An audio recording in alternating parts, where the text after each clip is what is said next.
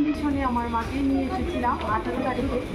18 মে মার খুব breathing problem ছিল আর মাল্টি প্রবলেম অনেকগুলি ছিল, সেগুলো নিয়ে আমরা নিয়ে এসেছিলাম। তো ফার্স্ট আমার মাকে আইএলএসের ইমার্জেন্সি এডমিট করানো হয়। তারপর ডক্টররা কন্ডিশন দেখে মাকে ভেন্টিলেশনে পাঠায়। ভেন্টিলেশনে মা প্রায় এমআইসিউতে ভেন্টিলেশনে প্রায় 6-7 দিন থাকার পর মা ডক্টর ভেঙ্কটেশ্বর দাস স্যারের আন্ডারে মেডিসিন আন্ডারে ট্রিটমেন্টে ছিল। তারপর ডক্টর ত্রিবেদী স্যারের আন্ডারেও মা ছিল।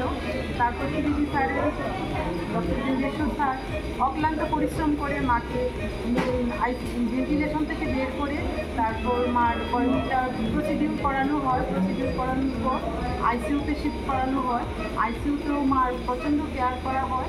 তারপর আমার মা এখন পুরোপুরি সুস্থ আছে। আমার মার পরপর 3টা ইয়ে করা হয়, সার্জারি করা হয়। সার্জারিগুলি হলো পিপিসিএ, ব্রেস্ট মেকার, টেবি, এগুলি করানো হয়। করানোর পর আমার মা এখন পুরোপুরি সুস্থ আছে। আমি আইএলএস কর্তৃপক্ষের কাছে আইএলএসের পুরো টিম, এমআইসিউ টিম, আইসিইউ টিম এবং আইএলএসের পুরো কর্তৃপক্ষের কাছে আমি খুবই কৃতজ্ঞ। কারণ আমি যে কন্ডিশনে, ক্রিটিক্যাল কন্ডিশনে আমার মাকে নিয়ে এসেছিলাম, তার থেকে এখন 100% আমার মা বেটার। আমি পুরো ডক্টর টিমদের কাছে, সবার কাছে আমি কৃতজ্ঞ। মেনলি আমি কৃতজ্ঞ ডক্টর ভেঙ্কটেশ্বর স্যারের কাছে এবং ডক্টর ত্রিবেদী স্যারের কাছে। ওনাদের তত্ত্বাবধানে আমার মা পুরোপুরি সুস্থ হয়ে আছে। নমস্কার।